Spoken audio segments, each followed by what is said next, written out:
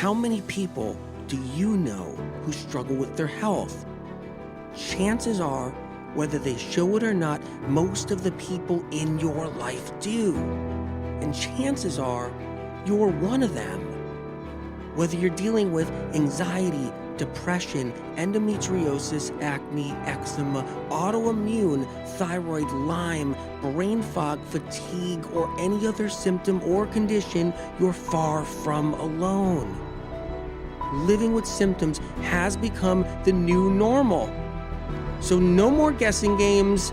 It's time to get answers. Welcome to the Medical Medium Podcast. I'm Anthony William. We're talking about caffeine. That's right. Here we are, talking about caffeine again. Can't just talk about it once. Gotta keep a reminder out there. It's a controller. Gotta talk about the controller. Gotta talk about the machine. The caffeine machine. Sure, caffeine seems harmless. Good old cup of coffee, espresso, maybe some green tea. No big deal at all. But it kinda is a big deal if you're thinking about longevity. If you're thinking about aging. Caffeine's the ager. But here's the kicker. It's not the ager of males. Not at the rapid speed it's the ager of women. Caffeine can age men, yes. Enough of it eaten, enough of it taken, it can. But for women, it's a different story with caffeine. It knocks their adrenals hard. It messes with their hormones. It dries out their skin. It brings about wrinkles, creates wrinkles much faster than they would normally come. The amount of women getting cosmetic enhancements would reduce greatly if the caffeine industry wasn't controlling them.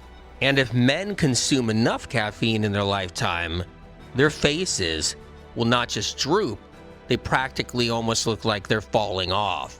The use and the need for caffeine for women these days, and men, has increased greatly in just the last 30 years. Chocolate alone is a whole nother game compared to 20, 30, 40, and even 50 years ago. Chocolate's an everyday thing for a lot of people out there. That means caffeine is in the mix.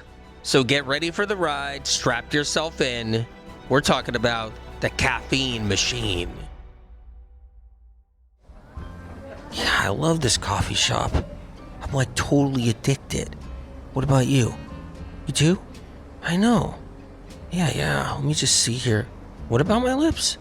They look thinner? What do you mean they look thinner? They do? I was looking in the mirror this morning. I think you're right. For some reason, I was feeling my lips and wondering if I should get, a lip enhancement. I think they look thinner. Hey, you got a new wrinkle on your face. Did you know that? I never saw that line before. Are you stressed out? Anyway, let's get our coffees. Caffeine's the wrinkle maker. But don't get me wrong, people can get wrinkles.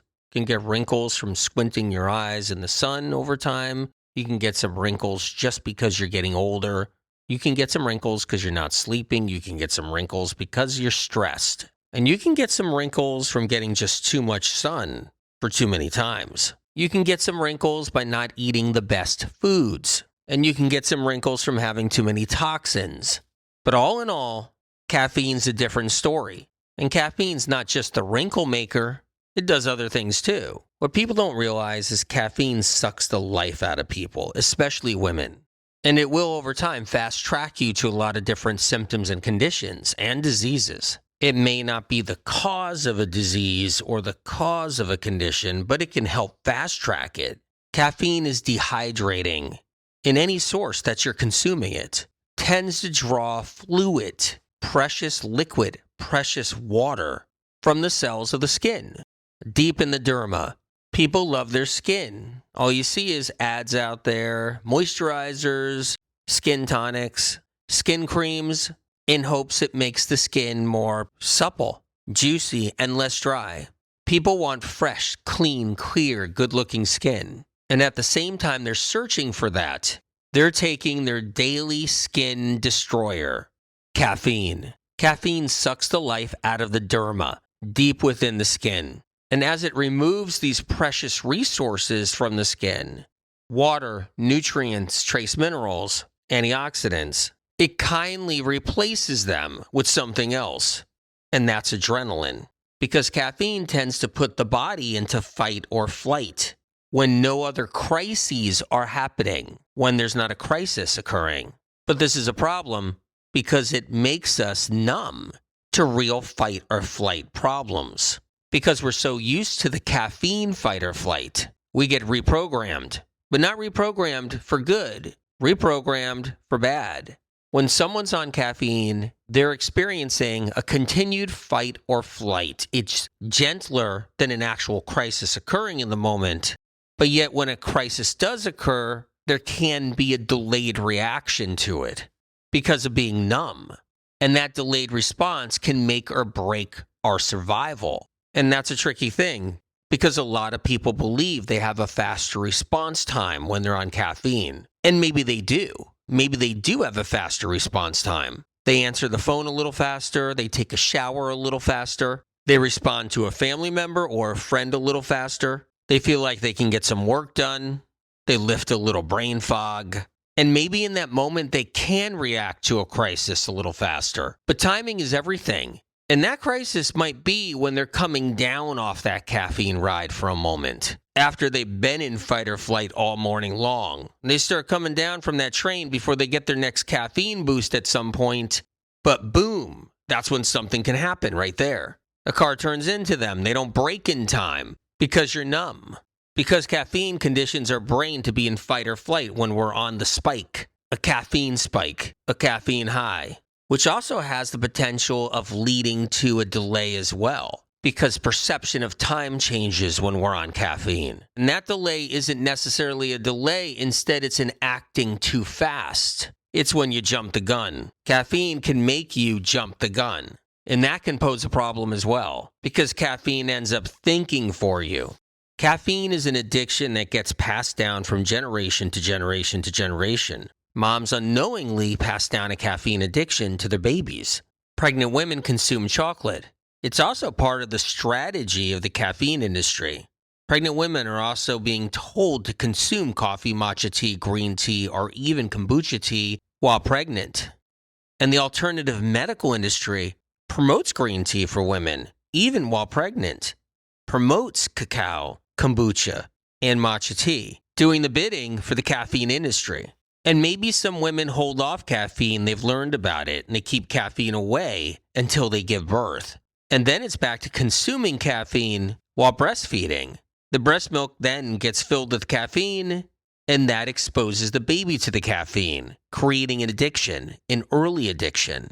If moms had any idea they were being used by the caffeine industry in any way, they would be appalled by this and majorly motivated to make the changes. One of the big problems with fight or flight produced by caffeine is that the adrenaline breaks down the immune system, leading women to autoimmune diseases. Caffeine lowers the immune system throughout the body, allowing the body to be more susceptible when exposures occur, especially pathogens, the invaders, viruses, bacteria. Viruses and bacteria that create problems for women, giving them a host of neurological symptoms, including vagus nerve problems.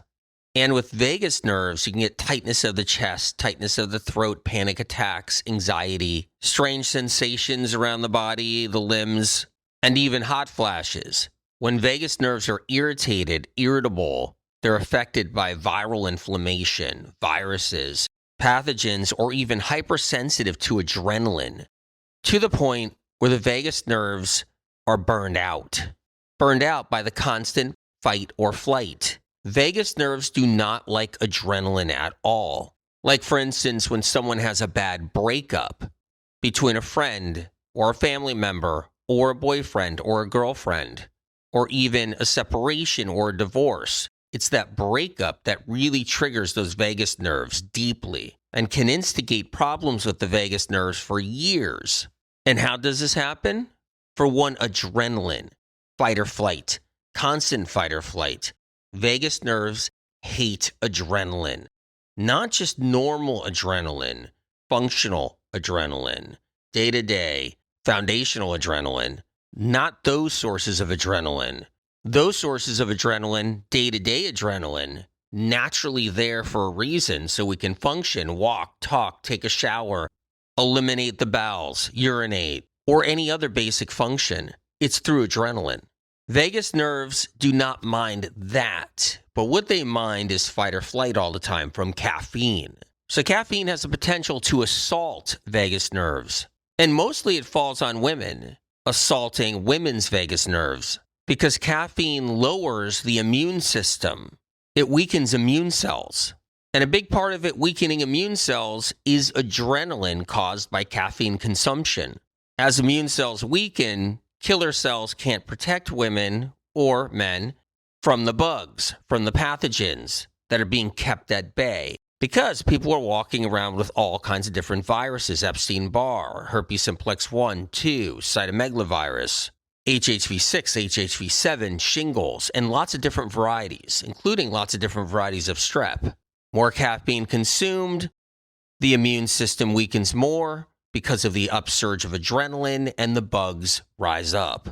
Fight or flight adrenaline is different than normal adrenaline we were talking about before. Fight or flight adrenaline is toxic, it's poisonous, it's aggressive, and it's corrosive. Corrosive to immune cells and corrosive to the vagus nerves and other nerves.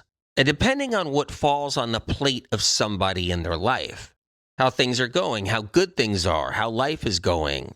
Is there a lot of stress? Are there relationship ups and downs? Are there any healing foods brought in? What's the status of the diet? Are there antagonists involved, like pharmaceuticals or recreational drugs or something else? All of this can make somebody more susceptible if they're not using tools, if they're not using resources to take care of themselves a little bit. Proper resources, proper tools that can help them fight against all the stress they're against.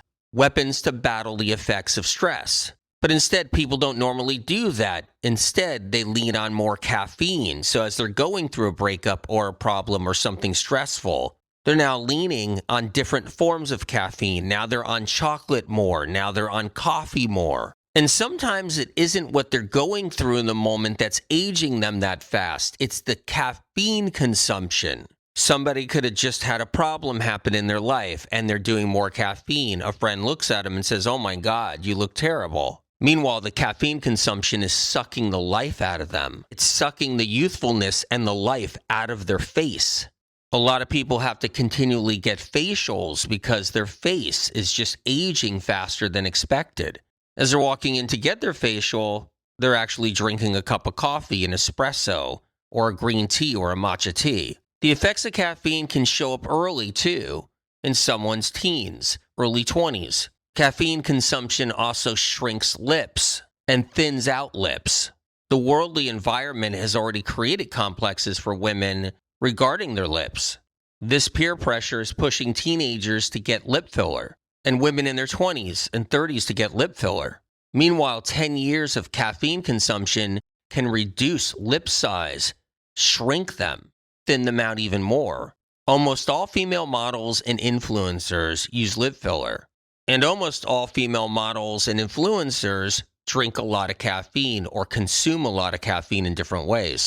Too much caffeine overnight can shrink lips by the morning, showing a difference that's catchable by the eye. If you really understand caffeine well, and you understand what it can do to people's faces, you can eventually pick it off pretty easily. Long-term caffeine addiction can rush people into early facelifts. There are some men influencers where their body looks good. They're working out, they're building muscle, although it's questionable about steroid use. But either way, they look strong. But their faces are aged terribly. And it's not from a lack of pampering. These are men influencers that came from some money, played a lot in their life, did not have to work real jobs, were able to dedicate themselves in the gym, and were always using caffeine in high consumption. And their bodies don't match their face. Their physical bodies do not match their physical face. Their faces look like they're falling off. They're so coarse and wrinkled and saggy at early ages. And that's the power the caffeine machine has over people. It can contribute to that, not being wholly responsible, but almost wholly responsible. in many cases. And this is why male influencers, almost all male influencers, enhance their faces cosmetically. They get their teeth done, they get lip filler, they get face filler, they get nose enhancements, nose jobs, and eye lifts. A combination of trying to look a certain way for the camera, for their audience, for the public, and for themselves. Self-satiation towards how they look. But the caffeine is pressing against them. They want to live the caffeine-fueled life, but they don't realize it's aging them. Youth can fend itself against the caffeine. But depending on the person, what's happening in their life, how they're taking care of themselves, youth may not be enough. And the wrinkles on the forehead will start to show from the caffeine. And one of the reasons this happens is the liver's being bombarded by the caffeine. It's being injured by the caffeine every single day. Caffeine puts a hamper on livers, making them stagnant and sluggish more so than they normally would be. Every time somebody consumes chocolate or matcha tea or green tea or black tea, coffee, espresso, the liver takes a hit. Caffeine's a toxin, it's a poison, so the liver has to process that poison, ultimately weakening the liver daily. The weakening of the liver makes a tired, more sluggish liver that can't process other poisons and other toxins. Many years of a bunch of toxins, metals, different solvents, different chemicals, microplastics, petrochemicals, pathogens, and finally caffeine push everything over the edge. It's the caffeine that's the added extra bonus, a true recreational drug that finally pushes the liver off the cliff. So as a woman, age 30, going to age 35, age 38, age 39, age 40, all of a sudden, things start happening more rapidly with the skin. The skin starts to thin out a bit, which is a sign of adrenal wear. Adrenaline wear and tear from caffeine. Liver wear and tear from caffeine. Could happen a lot earlier, could happen a little later. That's why the rampant botulism injections, the rampant Botox, to try to freeze up all those nerves, freezing up the faces and stopping the lines, or trying to stop the lines, and wrinkles. Now, this isn't about if wrinkles are good or bad, or they don't look good or they look bad. It's not about that at all. There's nothing wrong with wrinkles, nothing wrong with having sagging skin. There's nothing wrong with any of it. It's not about that. Really about the trends out there being anti-aging. Everybody's hopping on the anti-aging boat, the longevity boat. They're all gobbling caffeine at the same time. And they're advertising and selling caffeinated products to the women and men that are trying to buy into the whole longevity, anti-aging, and sustaining your youth lifestyle. When somebody's immune system is already slightly compromised, and maybe they don't even know it, and maybe they do know it, and they have different symptoms. Maybe they have a diagnosis or two. They've seen a bunch of doctors over the years.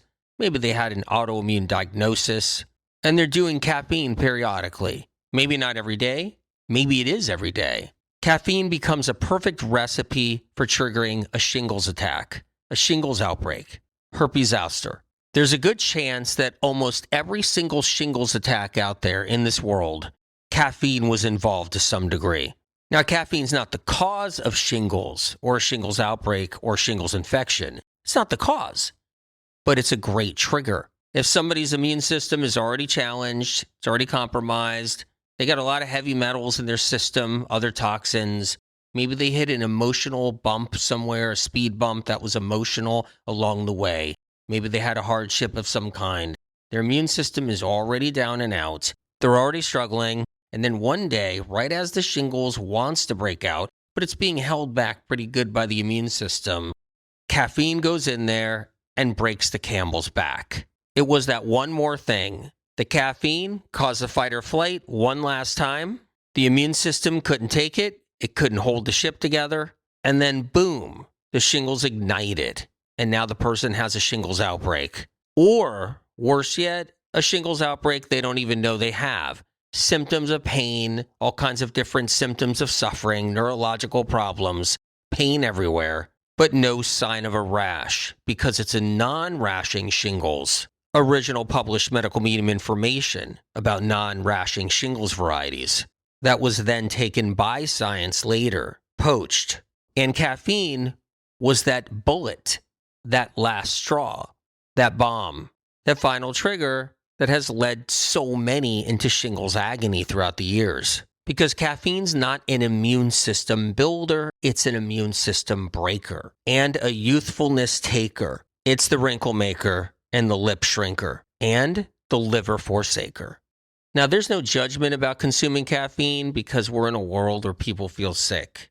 They're foggy-headed, they got the brain fog, they can't think clear, they're lacking clarity because they're not feeling good, their neurons are fried, their neurotransmitters are burnt out, their brains are starving of nutrients, trace minerals, and most importantly, glucose. They're on high-fat diets, whether it's a keto high-fat diet, which once was a paleo high-fat diet, which is now a different type of carnivore high-fat diet, which was another kind of old Atkins high-fat diet. Meanwhile, the Mediterranean diet is still a high-fat diet. The plant-based diets out there are still high-fat. The vegan diets out there are still high-fat. Vegetarian diets out there, if there's still any left, are high-fat. The old macrobiotic diet of the past, that was high-fat. It was just oil poured over grains. Or it's just standard American high-fat or worldwide high-fat. It wears people's livers down, burns them out, makes them more sluggish and tired, and if they have pathogens and toxic heavy metals, they get sicker and sicker, and they have to rely on caffeine in hopes to get a boost.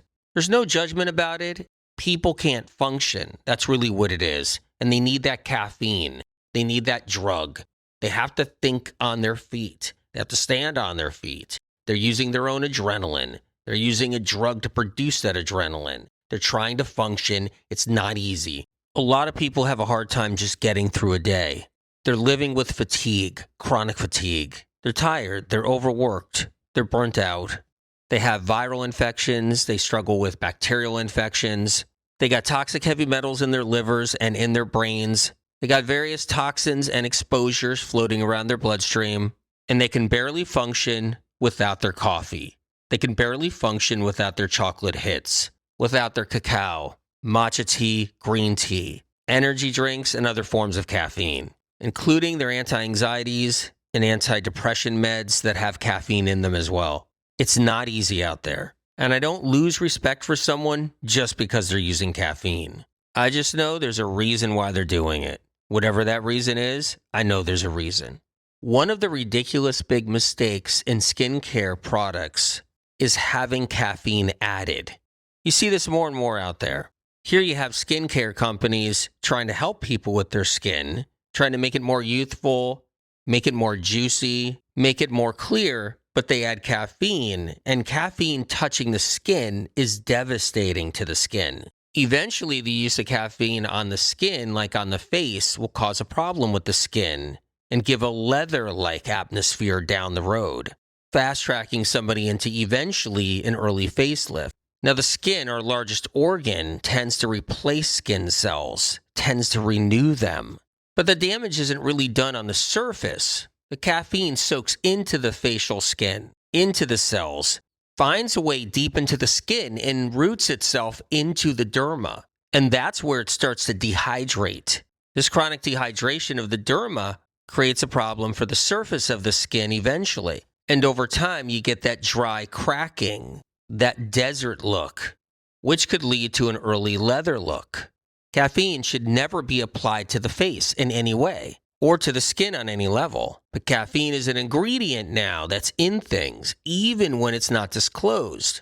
Companies are allowed to play the 10% rule. If it's 10% or less, you don't have to disclose it. So many products have caffeine in them, but nobody would ever know. And that leads us to talking a little bit more about lip shrinking, shrinking lips. Now, there's nothing wrong with having thin lips, nothing wrong at all. But you don't want them to eventually become thinner unless you do, and it doesn't matter to you, and that's fine. Why should it matter? But in this world today, for women, mostly women, but for men too, they're worried about their lips and the size of their lips. Seemingly everybody wants puffy, juicy lips. And that's why lip filler is all the rage. But the problem with caffeine is it touches the lips, similar to caffeine touching the face that we just talked about. The constant contact of caffeine on the lips, drinking coffee, tea, matcha tea, green tea, eating chocolate, or any other products, energy drinks, The constant touching of the caffeine, touching the lips, entering into the lip tissue is a problem. Lips being exposed to caffeine multiple times a day can take things to a new level. The caffeine removes water, critically needed water that's in the cells of the lips. Now, especially the bottom lip, because the bottom lip holds a little bit more water. Cells are filled with more water in the bottom lip. This brings about that juiciness, that suppleness. Caffeine enters the cells of the lips and draws that fluid out, but also injures the cells of the lip, so they can't take on water. Instead, the cells eventually die.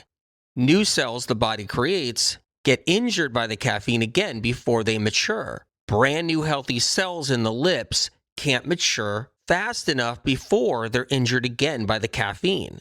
Eventually, the lips get so damaged, they can't restore quick enough, they start to shrink. This can happen really fast. It can happen very fast with some women, young women too, just in a few years of drinking coffee or a few years of coffee drinks of some kind.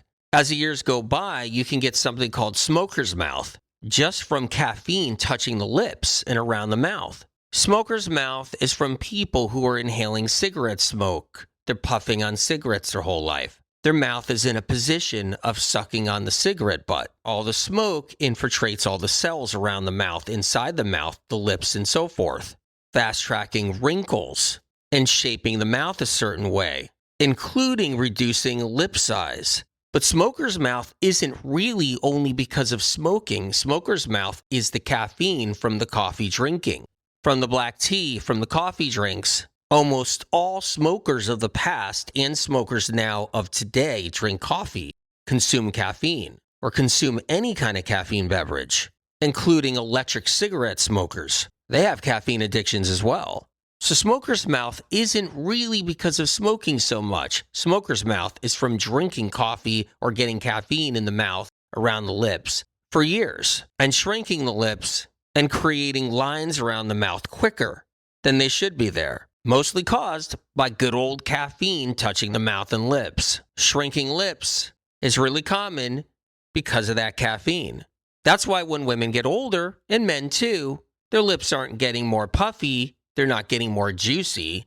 Instead, they're getting thinner and they're shrinking more. It's from the caffeine use, including chocolate.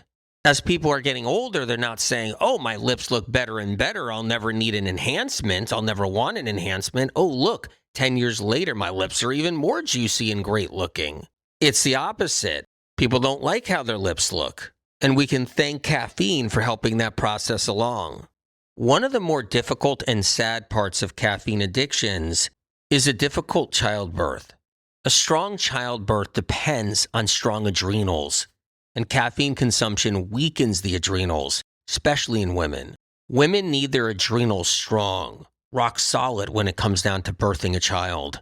And if their adrenals are in fight or flight all the time, they're drinking caffeine, they're eating chocolate, getting exposed to caffeine that way, then they're always in this fight or flight. Their adrenals start getting numb, and they don't produce enough adrenaline when a real crisis occurs. But not just that.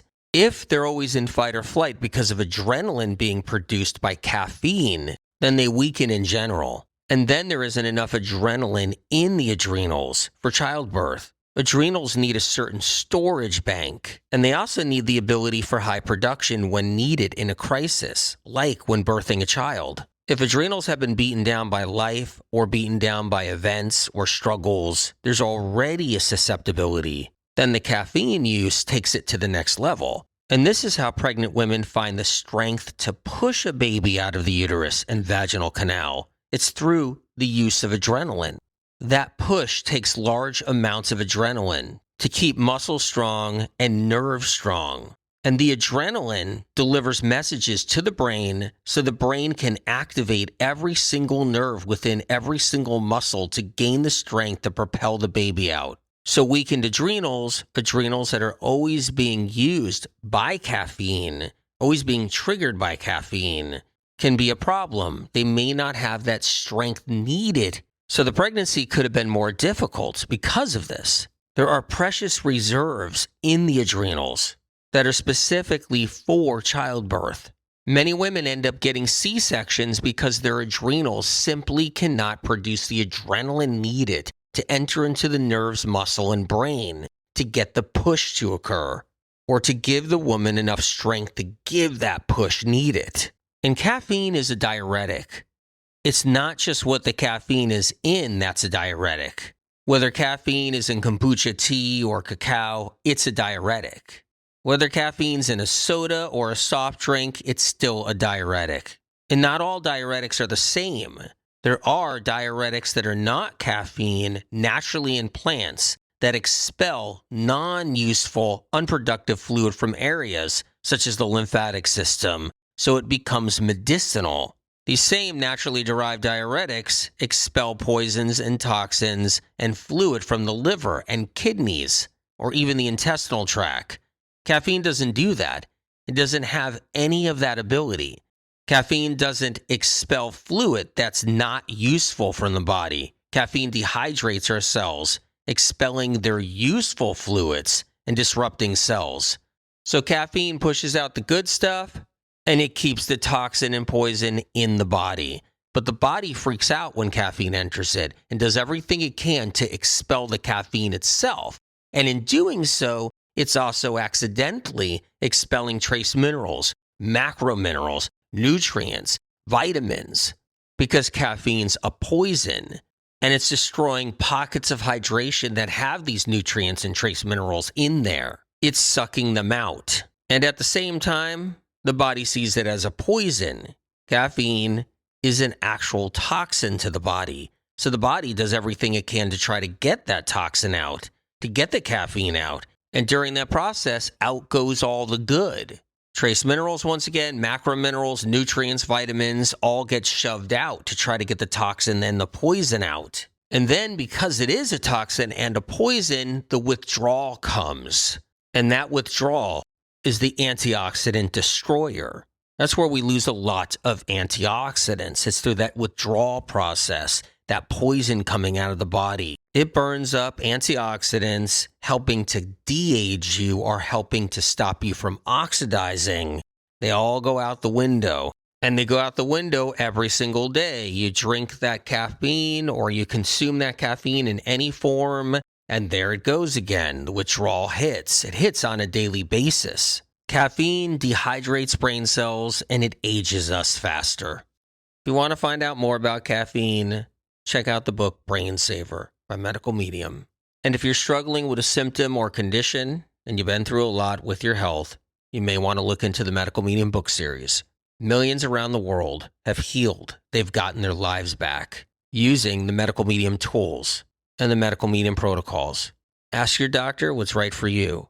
Bring a Medical Medium book to your doctor. Also, for more free information, check out medicalmedium.com. No subscription fees. There never was, and there still isn't now.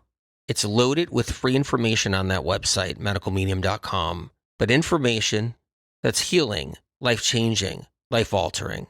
Information on the forefront. Information that's redesigned the health world. You can also find me on IG, YouTube, Rumble, Telegram, and even TikTok. And make sure to sign up for my newsletter. Once again, for free information, to stay in touch to what's going on. If you're somebody that's struggling and suffering with any kind of chronic illness, my heart truly pours out to you. And I truly want you to heal and get better. Take 1 hour at a time and know that your body wants to heal. And know that you're a good person and it's not your fault. You're not the reason why you're sick. And your body's working hard every day to protect you. And remember, pat yourself on the back. Have compassion for yourself. I'm truly proud of you. Many blessings, and God bless you. Oh, doctor, so good to see you. Phew. Thank you for taking me in such short notice. Yeah, I'm going on a vacation, and I just want to I got a wrinkle here, and I got a wrinkle there, and I got a wrinkle there, and I got a wrinkle there starting. Can you put the injections here? Can you take a look? Oh, and my lips, they seem to be like shrinking again on me. And I just need maybe a little bit of an enhancement in there, an injection, I think. Okay, let me lean back. Oh, I spilled my coffee. Sorry, can I put my coffee down on the examining table? Okay, thank you. It's not easy. There's a reason why people use caffeine. They use it to survive. Planet Earth is a hard place for a lot of people. Stress of all kinds people face. And a hit of caffeine in any form, soda pop, coffee, chocolate, or anything else, seems to hit the spot. A lot of people feel tired, they feel weak, they can't think, they got brain fog. And when they get that caffeine hit, it helps them. It gives them a sense of like, I can do it now. Gives them a little courage, gives them a boost. And it's hard to break once you're doing it.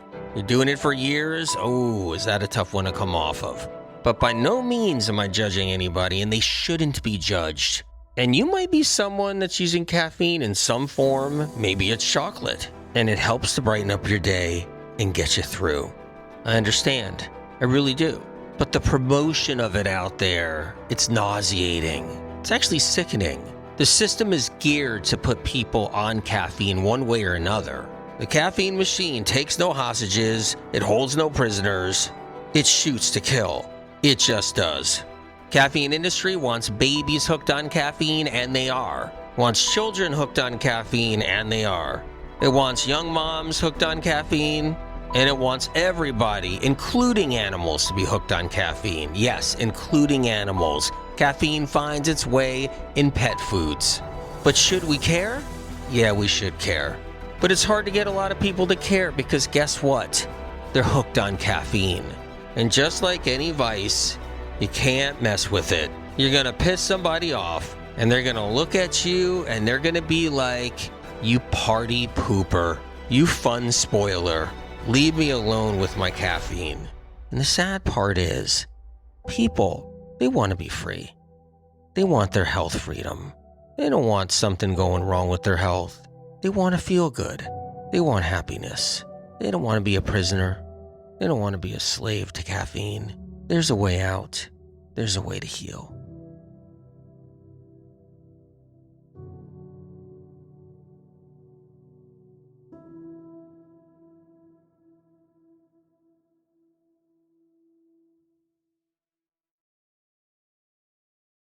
Original published medical medium information gets stolen and poached by podcast doctors, social media doctors, influencers, and medical clinics. Medical medium information has never yet been proven wrong by medical science and research. Instead, the opposite, only proven right and then taken from medical medium published material and used in the conventional and alternative health communities. Medical medium information continually sets the stage for medical science to understand chronic illness better. If you choose to share or use the original, unique content from the Medical Medium podcast, books, or Medical Medium social media, please cite where this information comes from, so others who see and learn of this information have a chance to know where it all originates, to give them an opportunity to heal, so they don't end up losing years of their life searching for answers like so many have before them. The Medical Medium information here on this podcast doesn't come from broken science, interest groups, medical funding with strings attached, botched research, lobbyists, internal kickbacks, persuaded belief systems, private panels of influencers, health field payoffs, trendy traps, or gathered bits and pieces of gimmicky confusion. Because chronic illness is exploding like never before in our modern day history, it takes a greater force than us down here. It takes a helping hand from above. Medical medium information has street cred. It's an organic movement of countless people around the world healing. More healing stories of real people not being paid to tell their life-changing experiences of rising out of the ashes of sickness and entering into the light of full recovery, getting their lives back and finally healing when nothing else in the world of health could move the needle and get them better. The information on this podcast is not man-made. It comes from above, from a higher source. Whatever you believe in, whether God, the universe, the light, or the creator, or if you believe in nothing at all, that we're just floating through space together on this rock. Know that the information you hear on this podcast is separate from all the other noise out there. It comes from a different place, a pure, untampered with, advanced, clean, uncorrupted, original, primary source, a higher source, spirit of compassion.